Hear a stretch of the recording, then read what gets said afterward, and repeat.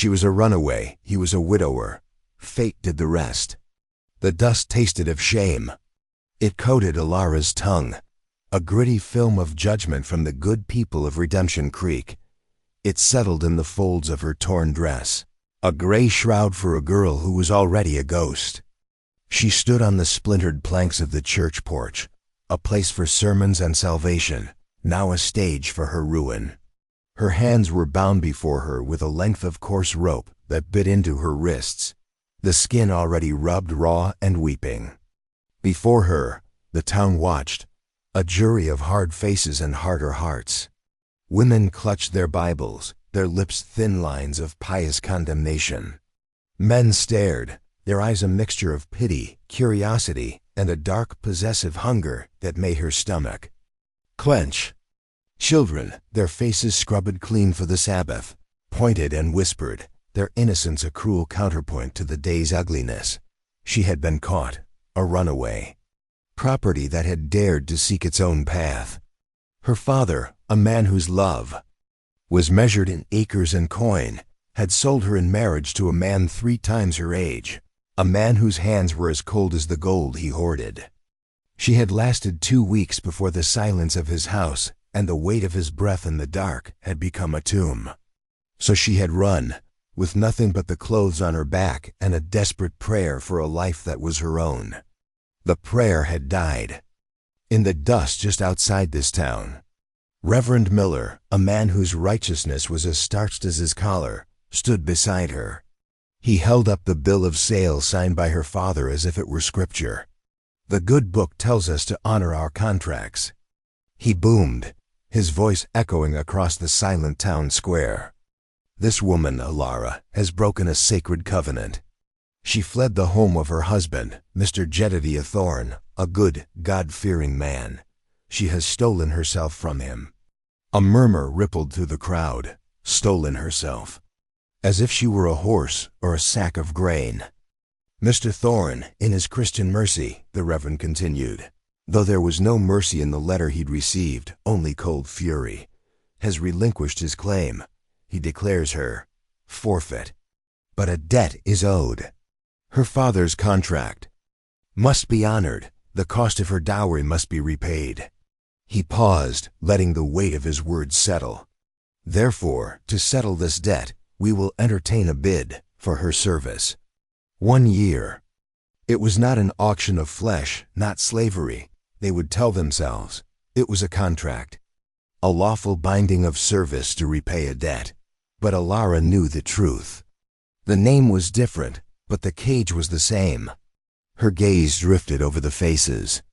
She saw Mrs. Gable, the baker's wife, who had given her a piece of bread when the sheriff first dragged her into town, now looking away, her face tight with a shame that was not her own. She saw young men nudging each other, their smirks promising a year of torment. She saw the sheriff, leaning against a post, his face impassive, a man simply doing his job. Her eyes scanned the edge of the crowd, past the righteous and the cruel, to the vast, unforgiving expanse of the frontier that stretched out behind them. It was a land of breathtaking beauty and brutal indifference. It had promised freedom and delivered only a different kind of chain. Do I have a bid? The Reverend asked, his voice sharp, impatient. To take this burden, to give her shelter and honest work for 1 year, and in so doing, settle the debt of $50. Silence. The wind whispered through the tall pines, a lonely, mournful sound. A child coughed. The sun beat down on Alara's head, and the world began to swim in a haze of heat and despair. $50, the price of a good horse. The price of her life. She closed her eyes, a single tear tracing a clean path through the grime on her cheek. She felt a strange calm settle over her. This was it. The end of the line. She sent a silent prayer not to God, for he had surely abandoned this place, but to the memory of her mother, a woman who had taught her the names of wildflowers and the feel of love before the world had taught her the meaning of price. Let it be quick, she prayed. Let the hands that buy me be swift in their cruelty, so I might find peace in the darkness that follows. $20, a voice slurred from the back. It was O.L. Man Hemlock, a drunkard who lived in a shack by the creek, a man whose filth was as legendary as his thirst. A wave of revulsion washed over Alara, so powerful it almost buckled her knees. The crowd murmured. Even for them, this was a step too far. $20 is the bid, the Reverend said, his lip curled in distaste. He did not want this to be a sordid affair. He wanted it to be a lesson in piety and order. Do I hear 25? The silence returned, heavier this time, thick with the stench of Hemlock's unwashed body and the town's collective guilt. Ilara's heart hammered against her ribs, a frantic bird trapped in a cage of bone.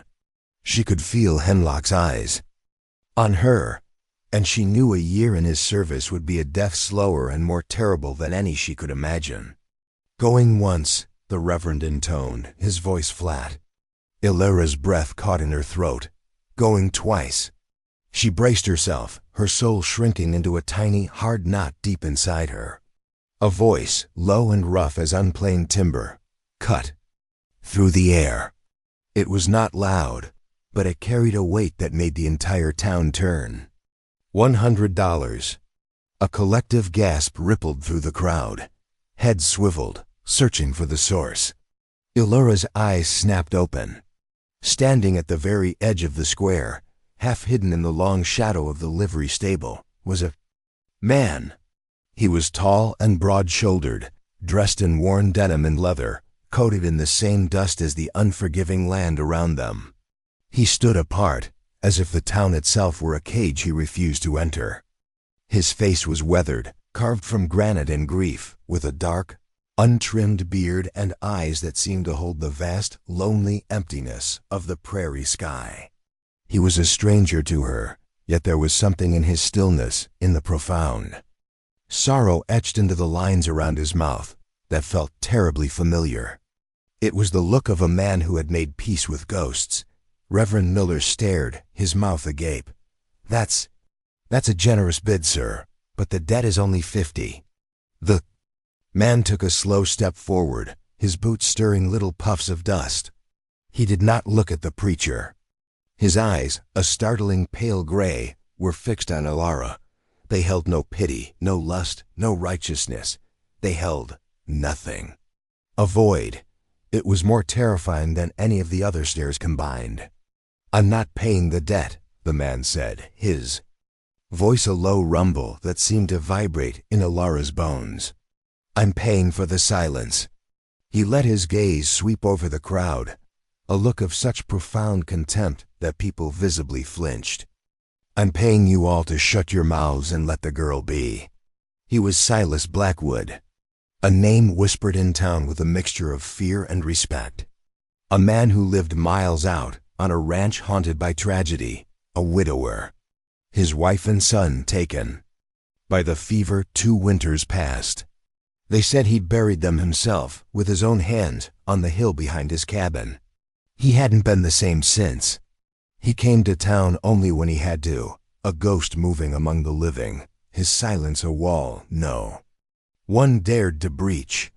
Silas pulled a worn leather pouch from his belt, walked directly to the sheriff, and counted out 5 gold coins into the man's palm. He ignored the Reverend completely. Then he walked up the steps of the church porch. The crowd parted before him as if he were the embodiment of the plague. He stopped in front of Ilara. He was so close she could smell the scent of pine smoke, leather, and a deep, earthy sorrow that seemed to cling to him like his own skin. He reached out, not with gentleness, but with a brusque efficiency, and with a small, sharp knife from his belt, he sliced through the rope binding her wrists. The rope fell away. Her hands, raw and bleeding, fell to her sides. She cradled them, a tremor running through her entire body. He didn't offer a hand. He didn't offer a word of comfort. He simply looked at her, his gray eyes holding hers for a long, breathless moment. It was not a look of possession. It was a look of finality. as if a transaction had been completed that had nothing to do with money. "Come," he said, the single word a command, not an invitation. He turned his back on her, on the church, on the entire town of Redemption Creek, and began to walk toward a lone wagon hitched near the livery. For a moment, Delara stood frozen, the blood rushing back into her hands in a wave of pins and needles. The whispers started behind her, a venomous hiss. She looked at the faces in the crowd, at the Reverend's apoplectic rage, at the drunkard Hemlock's disappointed sneer. And then she looked at the broad, retreating back of the man who had bought her silence. He was walking away, not looking. Back to see if she followed. He had cut her free, but he was offering no promises. She had a choice. Stay here and be devoured by the whispers and the judgment, or follow this ghost into the wilderness, into an unknown that might be even more terrifying. She took a breath, the air sharp and painful in her lungs. Then, on trembling legs, she walked down the steps and followed the shadow in the dust. The journey to his ranch was a study in silence. The wagon wheels groaned, a constant mournful complaint against the rutted track. The sun beat down, relentless. Silas Blackwood did not speak. He kept his eyes on the horizon, his hands calloused and capable, holding the reins with a practiced ease. Delara sat on the hard wooden bench beside him, her own hands clenched in her lap. The silence was not peaceful. It was a living thing, a third passenger in the wagon, thick with unspoken questions and unhealed wounds. What did he want from her? What kind of man paid $100 to buy a woman he didn't know? Was he a savior or just a different kind of monster? She stole glances at his profile. The hard line of his jaw, the deep-set eyes that seemed to see things no one else could. He was a fortress, and she had no idea what lay within its walls. After hours that stretched into an eternity, he turned the wagon onto a barely there path that wound its way up into the foothills. The air grew cooler, scented with pine and damp earth. The world grew wilder, the landscape more beautiful and more desolate. Finally, they crested a ridge, and below them, nestled in a small valley, was a cabin. It was a simple, sturdy structure of hewn logs, with a stone chimney and a wide porch.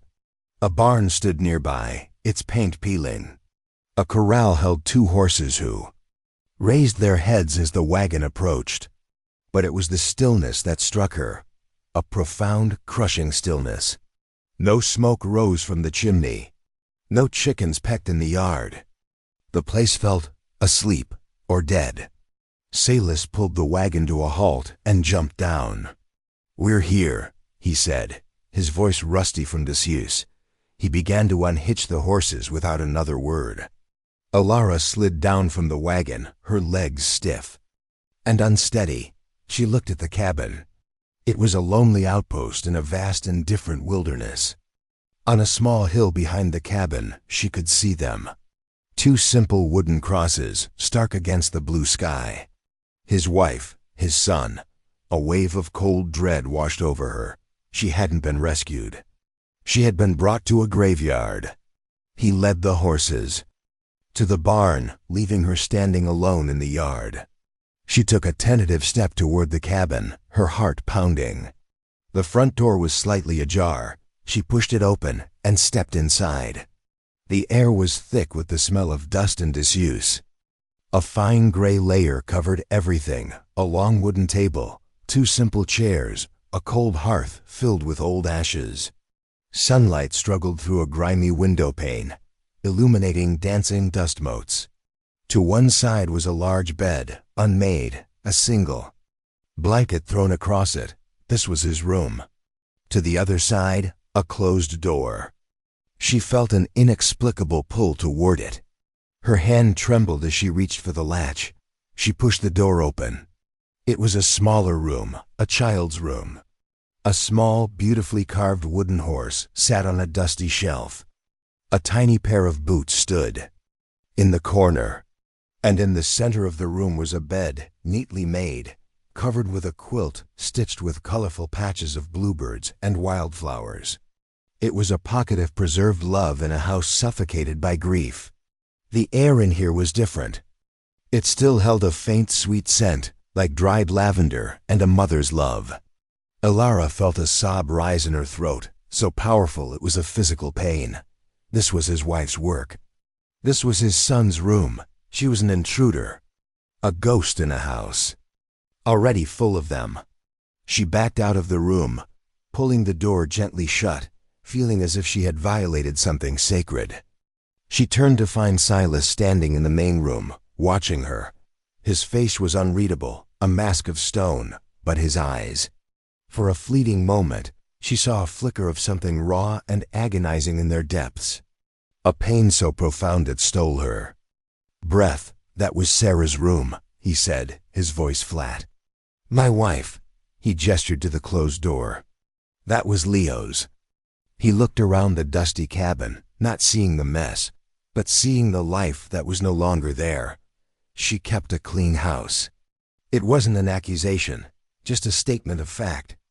A memory that hung in the air between them. He walked to the hearth and began to clear out the old ashes with a mechanical efficiency.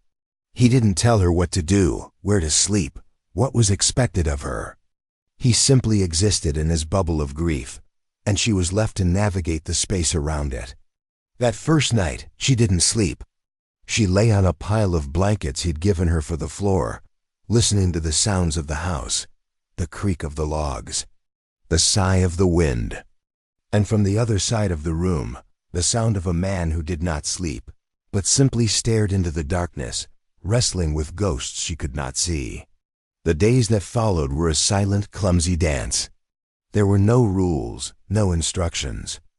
There was only the work. The ranch was a demanding beast, and it did not care for their sorrow. The first morning, she woke to find him gone. She found a sack of flour and some dried beans on the table. A silent offering, or a test. She didn't know which. Her hands were soft, unaccustomed to labor, but she knew how to make a fire, how to cook. She swept the floor, the bristles of the broom raising clouds of gray dust, each cloud a memory of the woman who had swept this floor before her. She scrubbed the grime from the window, and when the clear sunlight finally streamed in, it felt like a small victory, a tiny rebellion against the gloom. When Silas returned at dusk, smelling of sweat and earth, he stopped in the doorway, his eyes taking in the clean floor, the warm glow of the fire, the pot of beans simmering on the hearth. He said nothing. He simply took off his hat, sat at the table, and ate the food she ladled onto a plate for him. They ate in silence, the clink of their spoons against the tin plates the only sound. The silence was different now. It was still there, a vast chasm between them, but it was a shared silence. A silence filled with the rhythm of work, of survival. He began to leave tasks for her. A pile of mending, his work shirts torn and frayed, a bucket of water to be heated. He never asked. The objects just appeared, a silent form of communication. And she, in turn, began to claim her own space. She found a small patch of earth behind the cabin, choked with weeds, and began to clear it. She found a small box of seeds in the barn, Sarah's seeds, carrots, potatoes, squash. She broke the hard, unforgiving soil with a rusty spade, her hands blistering and bleeding, but she did not stop. She was not just planting seeds. She was planting a reason to stay, a reason to live. One afternoon, he found her by the corral, struggling to mend a broken fence post. She was clumsy, the hammer feeling foreign in her hand, the nails bending under her frustrated blows. He watched her for a long moment, his face impassive. She felt his gaze on her, and a flush of shame and anger rose in her cheeks. She was a failure at this too. Just another thing she couldn't do. She was about to throw the hammer down in defeat when he walked over. He didn't speak. He simply took the hammer from her hand. His hand brushed hers, and a jolt, like lightning, shot up her arm. It wasn't a spark of passion. It was a spark of life, a reminder that she was still flesh and blood. He took a nail, held it steady, and with 2 swift, clean blows, drove it into the wood. Then he handed the hammer back to her. "Keep your eye on the nail," he said, his voice a low rumble. "Not on your hand." He stood there watching as she took another nail. Her hand trembled, but she focused, just as he said. She swung the hammer. The nail went in straight and true. A small, fierce pride bloomed in her chest. She looked up at him, a flicker of a smile on her lips. He didn't smile back, but he gave a short, sharp nod of approval before turning and walking away. It was more than a smile. It was an acknowledgement. She existed. She was learning. There were moments the truce between them shattered. One evening, she moved a small, dusty photograph on the mantelpiece to wipe underneath it. It was a picture of him, younger, smiling, with a beautiful woman with kind eyes and a small boy on his shoulders. Sarah and Leo, Silas, who had just entered the cabin, froze. A darkness, swift and terrifying, crossed his face. "Don't," he said, his voice like the crack of a whip. "Don't touch that." He snatched the photograph from her, his fingers leaving marks in the dust on its surface. He stared at it, his face a mask of such raw agony that Alara had to look away. He didn't speak to her for 2 days after that. The silence returned, cold and sharp as a shard of glass. She thought he might send her away, but he didn't. The work continued. The silent dance resumed. Slowly, tentatively, life began to seep back into the cracks of the broken cabin. She learned the rhythm of the ranch, the language of the seasons. She learned the difference between the call of a hawk and the cry of an eagle. She learned the strength in her own hands, the resilience in her own heart. He, in turn, began to change in ways so subtle she almost didn't notice. One evening, he brought her a small, clumsy bouquet of wildflowers, the kind his wife had loved. He didn't give them to her. He just left them in a tin cup on the table. Another night, he found her reading a worn copy of a book she'd found in a chest, Sarah's book. He didn't tell her to stop. He lit another lamp so she would have more light to read by. They were 2 broken souls, orbiting each other in a universe of grief. They were not healing each other, not yet. They were simply learning to stand side by side, to face the vast, lonely wilderness together, and to find, in the shared silence and the shared work, a fragile, unspoken truce. A reason to greet the dawn. The first trip back to Redemption Creek was a trial by fire. Weeks had passed, long weeks of isolation that had been both a prison and a sanctuary. Their supplies were running low, and Silas announced it at breakfast.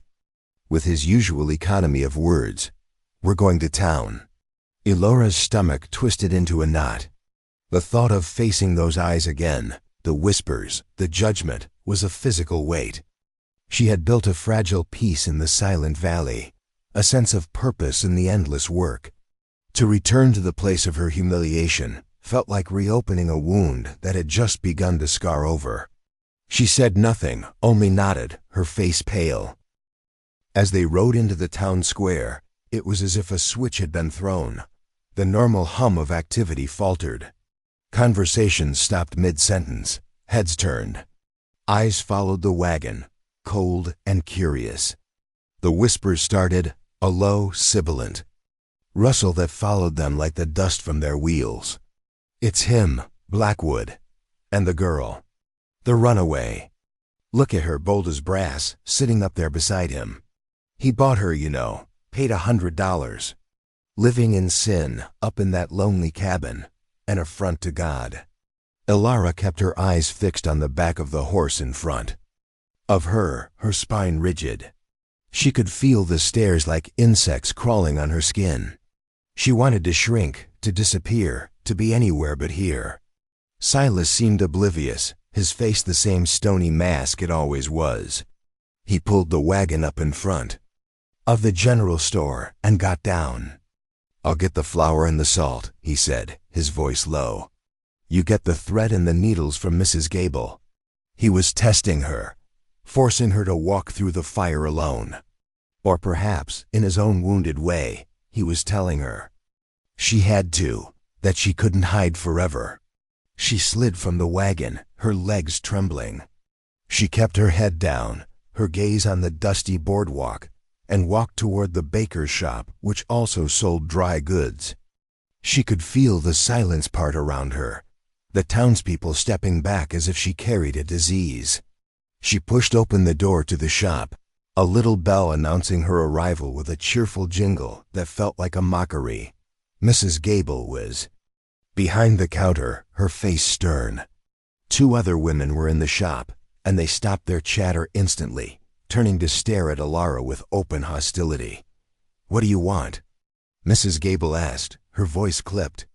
"Some thread, please," Alara whispered, her voice barely audible. "And needles." Mrs. Gable slapped the items on the counter without a word. Alara fumbled in the small pouch Silas had given her, her fingers clumsy with nerves. As she counted out the coins, one of the women snorted. "Doesn't take long for a fallen woman to find a new purse to dip into." The other woman laughed, a short, ugly sound. Alara felt the blood rush to her face, a hot tide of shame. She wanted to run, to flee back to the silence of the cabin, but she held her ground. She thought of the fence post she had mended, the garden she had planted. She was not the same girl who had stood on that church porch. She pushed the coins across the counter, her hands steady. She looked the woman who had spoken directly in the eye. She said nothing, but her gaze was clear and unwavering. It held no anger, only a quiet, profound sorrow that seemed to ask, "Why? Why are you so cruel?" The woman faltered, looking away first. Alara picked up her purchases and turned to leave. As she reached the door, another woman entered. It was Martha, the blacksmith's wife. A large, sturdy woman with kind eyes and hands stained with soot. She had been a close friend of Sarah Blackwood's. Martha looked at Alara, then at the other women, her expression hardening. She ignored them completely. She walked over to Alara and placed a gentle hand on her arm. Alara flinched, expecting a blow. "Child," Martha said, her voice warm and low. "You look thin. Is he feeding you right?" Alara was so stunned she couldn't speak. She just nodded. Martha squeezed her arm gently. "Sarah, she planted a good garden. The best in this valley. You make sure you're tending to it." It wasn't just a comment. It was a message, an acknowledgement, a thread of connection to the woman whose ghost haunted Alara's every step. Martha then turned to the counter, her presence filling the small shop, her back a solid wall of defiance against the other women's glares. "Agnes," she said to Mrs. Gable, her voice booming, "give me 5 pounds of your best flour, and don't be stingy."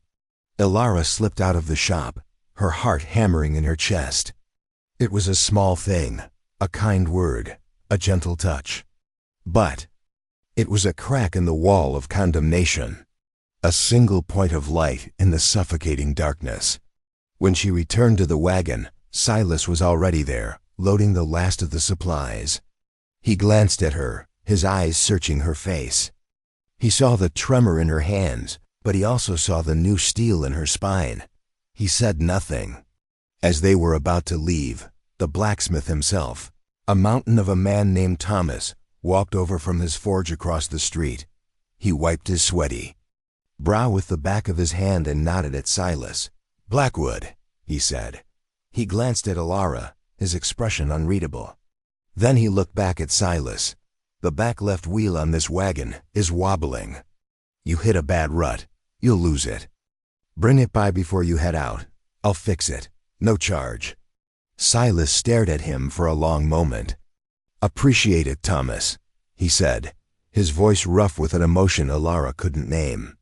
It was another small act, an offer of help, a gesture of solidarity. The town was still a sea of judgment, but 2 people had thrown them a lifeline. As they waited for the wheel to be fixed, Alara sat on the wagon bench, the whispers still swirling around them, but they seemed farther away now. their sting lessened by the unexpected warmth of human kindness. She realized that survival wasn't just about mending fences and planting gardens. It was about finding the few souls who looked past the rumors and saw the person underneath. As they finally rode out of town, the sun beginning to set, the silence in the wagon felt different again. It was less of a chasm and more of a shared space, a quiet understanding that they were no longer completely alone. They were a fortress of two, with a couple of unlikely allies standing guard outside the walls.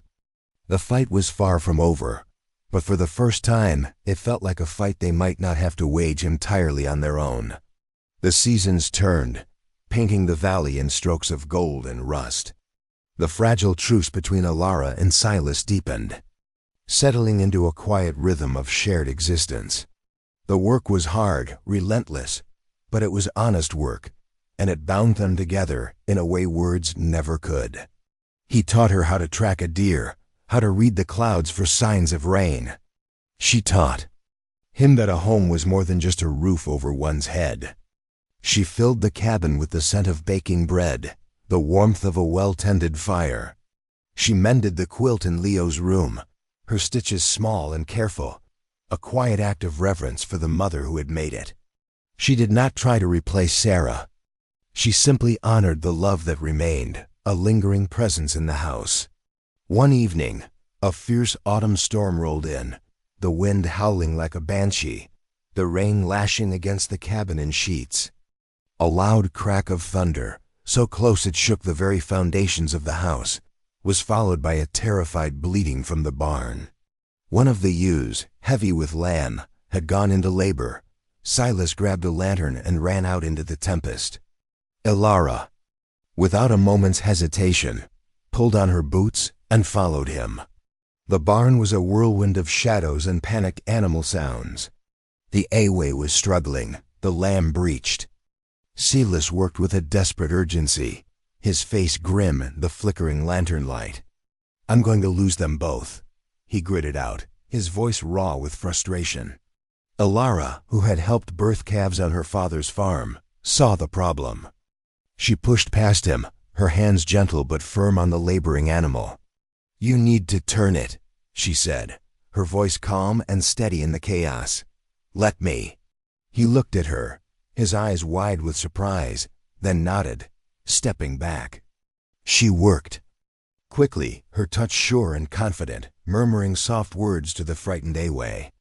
For what felt like an eternity, she struggled, her arms deep inside the laboring animal, the storm raging around them. Finally, with a great heave, the lamb was born, slick and steaming in the cold air. It was alive. The Awe, exhausted but alive, began to lick her newborn clean. Silas stared, his breath coming in ragged gasps. He looked at Alara, her face smudged with dirt, her dress soaked, her eyes shining with a fierce, triumphant light. He looked at the new life she had just saved. And in that moment, in the heart of the storm, something inside him broke. A wall he had spent 2 years building, a wall of grief and solitude, crumbled to dust. He saw her not as the runaway, not as the purchased girl, but as a woman of incredible strength and quiet grace. A woman who had brought life back to his dead world. He took a step toward her, his hand reaching out, not to touch her, but as if to assure himself she was real. "Sarah," he whispered, the name a ghost on his lips. She lost our first, a lamb, just like this." His voice broke and a single wrenching sob escaped him. He turned away, his broad shoulders shaking, and leaned his head against a wooden post, the sound of his grief a raw, terrible counterpoint to the gentle bleating of the newborn lamb. Alara stood frozen, her heart aching for him. She wanted to comfort him, to reach out, but she didn't know how. She had no right. Slowly, she walked over to him. She didn't touch him. She just stood beside him, a silent presence in the storm. "My mother," she said, her voice soft. "She used to say that every new life is a promise that the world will go on." He didn't answer, but his sobbing quieted. They stood there for a long time, the storm raging outside, a different kind of storm raging within the walls of the barn. When he finally turned to face her, his eyes were red-rimmed but clear. The mask was gone. For the first time, she saw the man beneath the grief, wounded, broken. But there, the peace they had forged was shattered a week later. A rider came, kicking up dust, his horse lathered and panting. It was Thomas, the blacksmith. His face was grim. "Silas," he said, dismounting before the horse had even stopped. "He's here. In town." Jedediah Thorne. The name fell between them like a stone. Elora felt the blood drain from her face. Thorne, the man she had run from. The man who owned the paper that said she was his. "He's at the saloon," Thomas continued, his voice low and urgent, "telling anyone who'll listen that he's come to claim his property. He's got the preacher on his side, and he's hired a couple of rough-looking men. They're drunk and they're mean." Silas's face hardened, the granite mask slamming back into place, but his eyes were different now. They were not empty. They were filled with a cold, dangerous fire. He looked at Elara, at the terror in her eyes. He saw the way she wrapped her arms around herself, as if to hold herself together. "Go inside," he said, his voice a low command. "Lock the door. What are you going to do?" She whispered, her voice trembling. "This is my land," he said, his gaze sweeping over the valley, the cabin, the 2 graves on the hill. "This is my home." He looked back at her, and his eyes held a promise. A vow. No one is taking anything from it, ever again. He went into the cabin and came back out with a rifle. He didn't check it. He knew it was ready. He handed it to Thomas. "Stay here. Watch the house. If they get past me, you know what to do." Thomas nodded, his face grim, and took the rifle. Silas then turned and walked to the barn. He emerged a moment later, not with a gun, but with a heavy axe handle in his hand. He walked to the edge of his property, where the path from town met his land, and he waited. Elara watched from the window, her heart a frantic drum against her ribs. She was not the same girl. She would not hide. She went to the hearth, and her hand closed around the handle of the heavy, cast-iron skillet. It was cold and solid in her grasp. A weapon, a symbol of the home she had helped to build. She would not let them take it. It wasn't long before they came. Thorne, a portly man with a cruel mouth, rode at the front, flanked by 2 hired thugs, whose faces were a roadmap of barroom brawls. Reverend Miller trailed behind them, his Bible clutched in his hand like a shield. They stopped a few yards from Silas, who stood alone in the path, the axe handle held loosely at his side. "Blackwood!" Thorne bellowed, his voice thick with arrogance and whiskey. "I've come for what's mine, the woman. The contract is legal. The preacher has seen it." "She's not property," Silas said, his voice dangerously quiet. "She is until her debt is paid," the Reverend declared, his voice shrill. "She belongs to Mr. Thorne by right. The only right."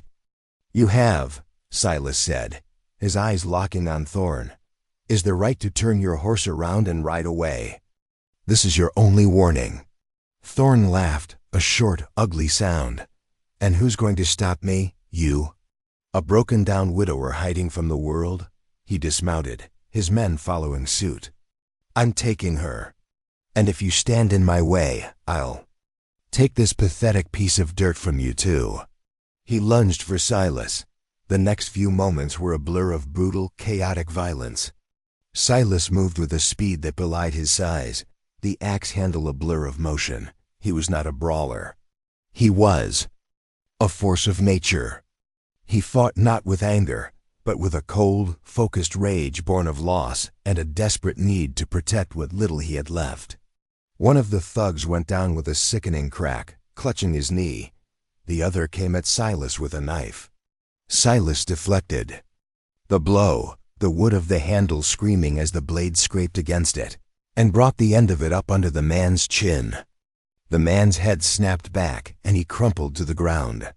Thorn, seeing his hired muscle dispatched, backed away, his face pale with shock and fear. But his eyes were still filled with a venomous rage. He saw Ilara, who had run out onto the porch, the skillet held tight in her hands. "You whore!" Thorn screamed, his face contorting in a mask of fury. He scrambled for a rock on the ground and hurled it at Silas, catching him on the side of the head. Silas staggered, a gash opening up on his temple, blood streaming down. His face. Thorn saw his chance.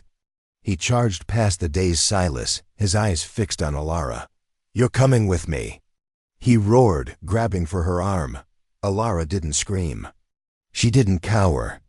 The girl who had stood trembling on the church porch was gone. In her place was a woman defending her home. As Thorn's hand closed around her arm, she swung the heavy iron skillet with all her might. It connected with the side of his head. With a dull, sickening thud, his eyes rolled back in his head, and he collapsed at her feet like a sack of potatoes. Silence. The only sound was the wind in the pines and the ragged sound of Silas's breathing. He stood, swaying slightly, blood dripping from his temple onto the dusty ground. He looked at the men groaning on the ground. He looked at Thorn, unconscious at Ilara's feet. And then he looked at her, standing on the porch of his home, her face pale but resolute, the skillet still held in her hand. Reverend Miller, who had watched the entire exchange with a look of horrified disbelief, began to back away, his face ashen. This is madness," he stammered. "This is unholy." Silas took a step toward him, his face a terrifying mask of blood and fury. "Get off my land," he snarled. "And tell anyone who asks that Ilara Blackwood is home." "And she's not going anywhere." Ilara's breath caught. Ilara Blackwood. He had given her his name. Not in a church, not before a preacher, but here, on this blood-soaked piece of earth, in the crucible of violence.